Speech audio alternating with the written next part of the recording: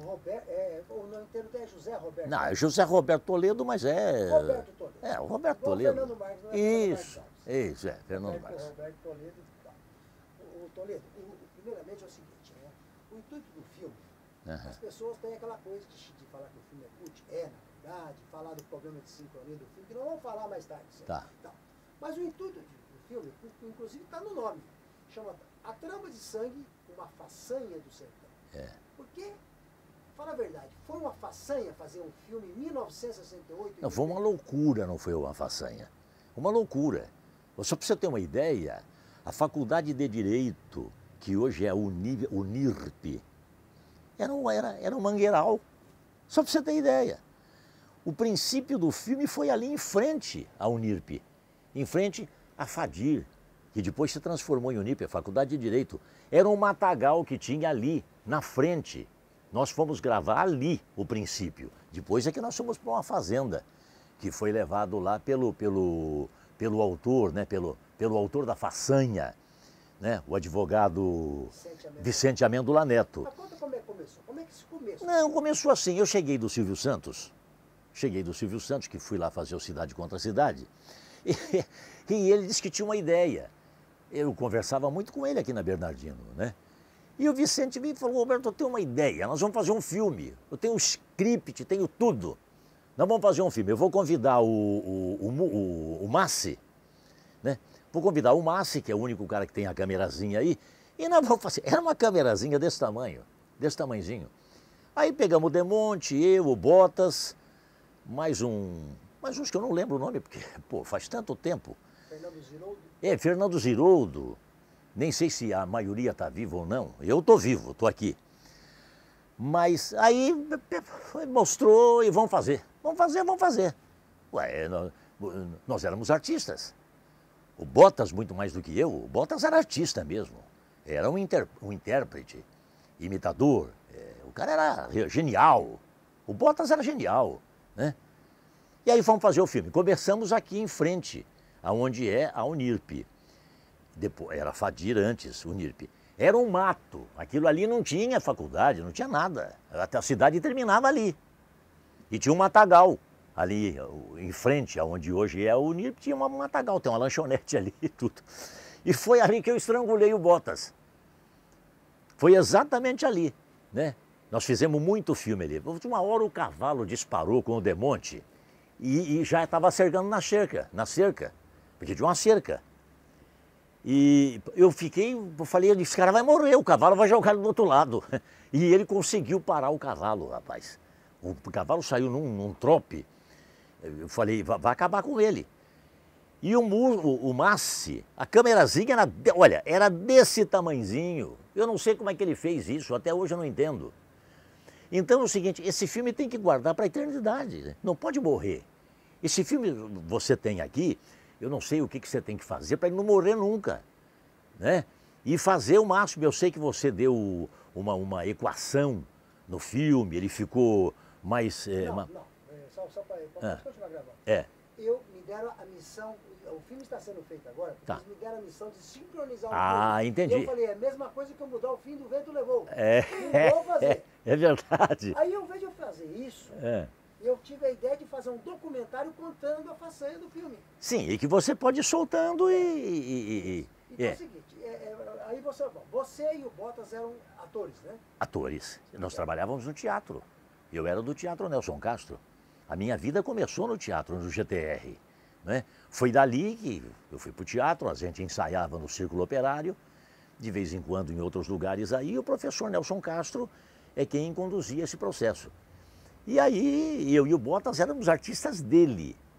Eu fiz, o Botas participou, meu amigo, no Cine Rio Preto, aliás, no Cine Ipiranga, nós apresentamos a peça, aquela do Anselmo Duarte, aquele filme do Anselmo Duarte, Pagador de Promessas. Pagador de Promessas, rapaz. Nós encenamos no palco do Cine Ipiranga. Lotou o cinema, porque era em benefício dos estudantes que iam fazer a formatura. E eu era o bonitão, o personagem. É isso que eu te perguntar. É porque que você foi convidado para ser o galã do filme? Eu não sei responder.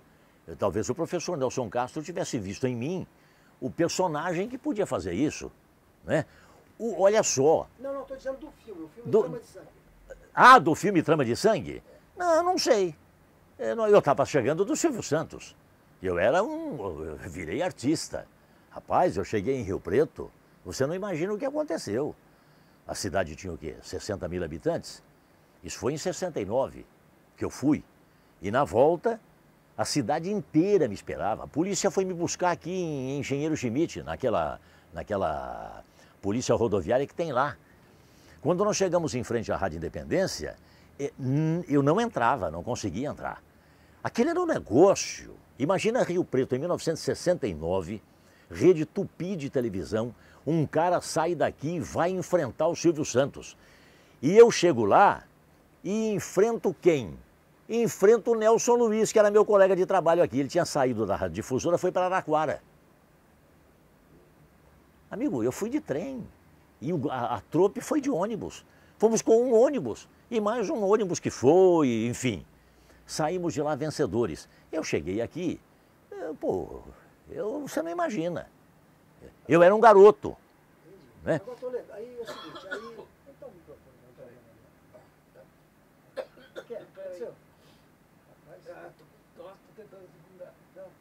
não, tosse à vontade.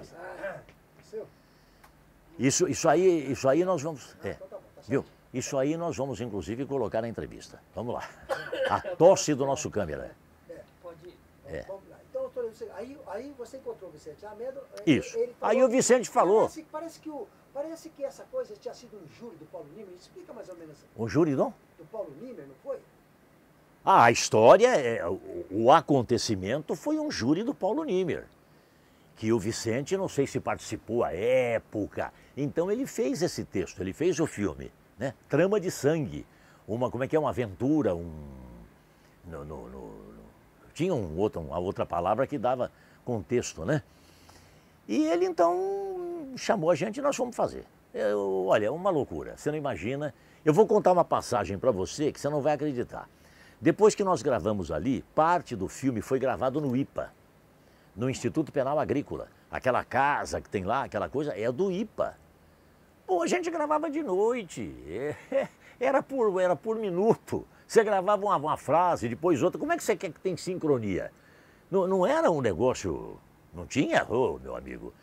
Gravava a imagem, depois gravava o texto.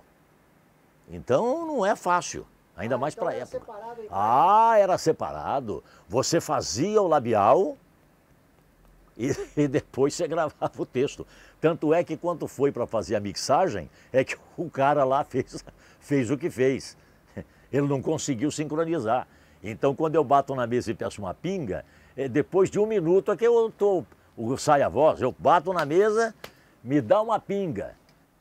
Deu um intervalo, aí pá, me dá uma pinga. E o povo ri. Agora, só que eles não sabem o histórico do negócio. Isso é uma façanha, isso é um negócio que tem que guardar isso aí.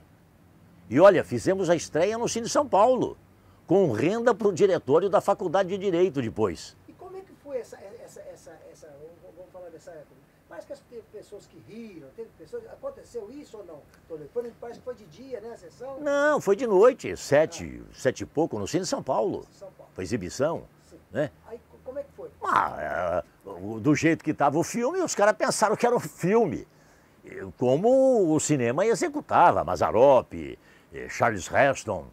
Pô, mas o que é isso, né? Não dá para chegar lá. Era uma câmerazinha pequenininha. Foi uma loucura. Só louco mesmo para fazer aquilo. E nós éramos loucos à época. A gente fazia mesmo. E se convidar hoje, nós fazemos. Eu continuo fazendo as coisas hoje da mesma forma que eu fazia lá. E a plateia riu? A plateia lotou o cinema. Porque era renda para os estudantes. A plateia ria.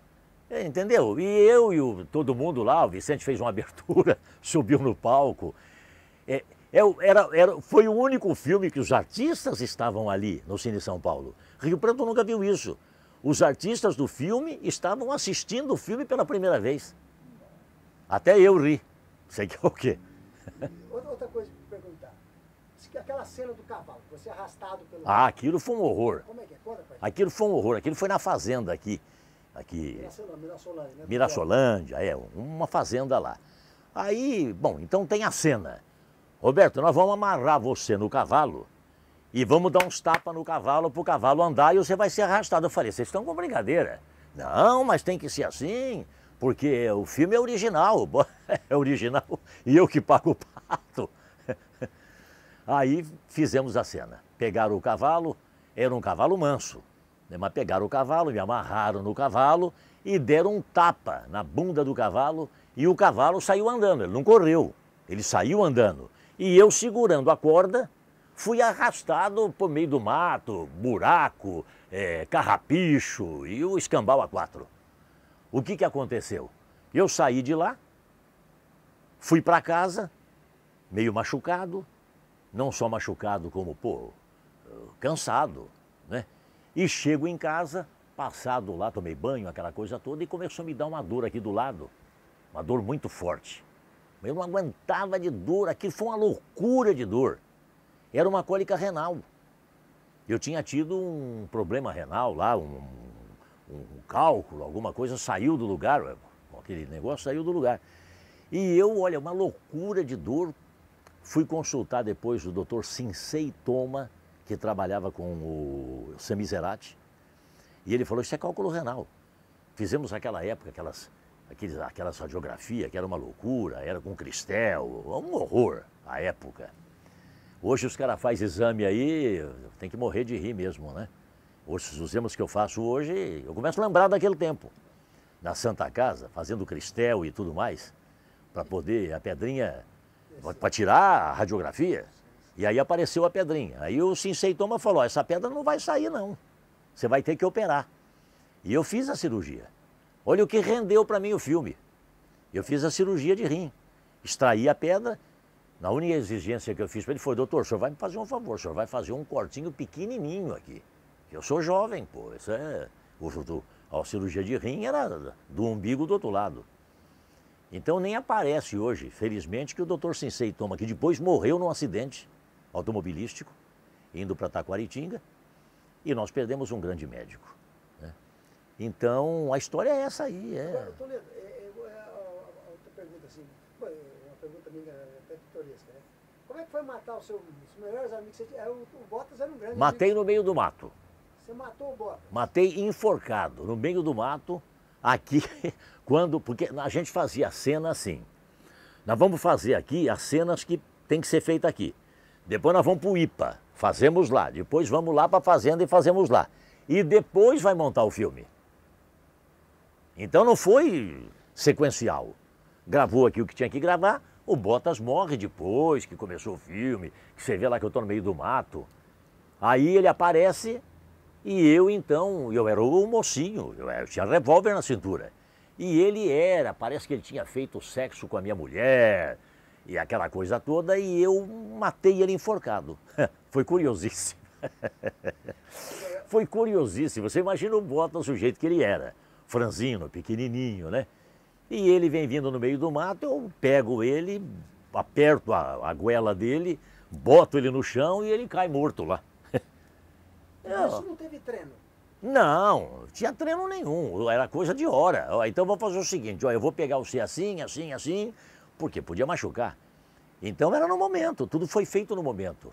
Não tinha esse negócio de, então não, vamos ensaiar para depois a gente gravar.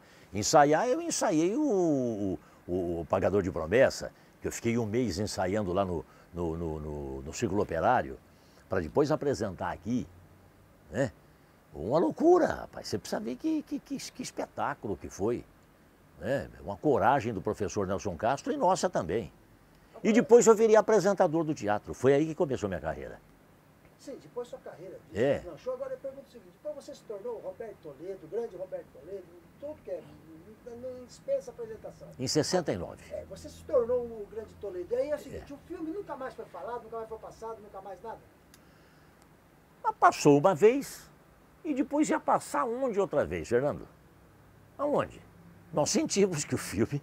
ninguém ia assistir aquele filme.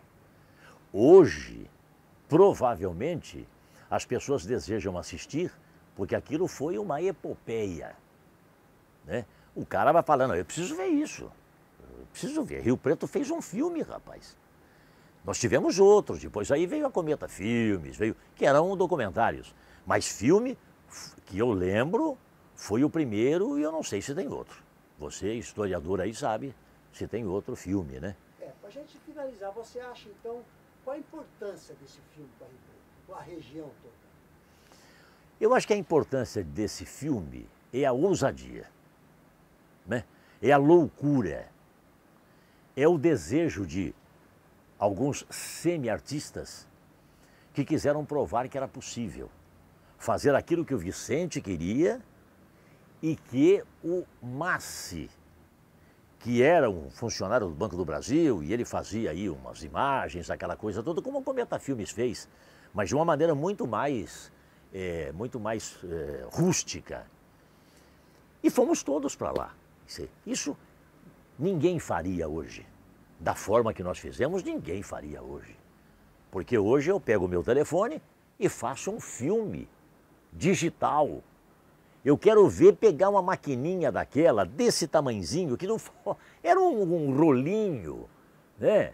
Era uma fita, uma espécie de um filme Kodak, que você tirava a fotografia. Manda alguém tirar a fotografia hoje, Fernando, com uma máquina Kodak. E vê se ele vai conseguir. Vê se ele consegue um lugar para revelar. Foi para revelar em São Paulo aquele filme. Loucura total. O Amêndola bancou aquilo. Ele pagou a conta. E o João Albano não era nada de cinema, não entendia nada. Não, mas ninguém entendia de cinema. Eu ainda fui para televisão, sacava alguma coisa, né? Fiz teatro. Mas o João Albano era um jornalista pesado. Era um jornalista que só falava de política. E ele era pesado, ele era duro, era um cara que não tinha cintura, né? Então, fez rádio, brigou, fez rádio para brigar, porque naquela época a Rádio Rio Preto e a Difusora era uma briga lascada com as ondas médias, porque eram as duas que faziam realmente rádio como ninguém mais vai fazer. Não terá na história o rádio como era. E ele foi alçado a ser diretor do filme? Ele foi o diretor do filme porque ele era o mais inteligente, ele era o mais vivido, ele era o mais culto e ele era jornalista. Eu, na época, não era jornalista, eu era radialista, entendeu? Então, por isso. E o Amêndola era o autor da peripécia, né? Eu e o Botas artistas com o Demonte e mais uma menina que eu, confesso, não lembro o nome, porque faz muito tempo. Margarete Botelho. Margarete Botelho. E que algumas coisas, algumas reuniões foram feitas no edifício Botelho.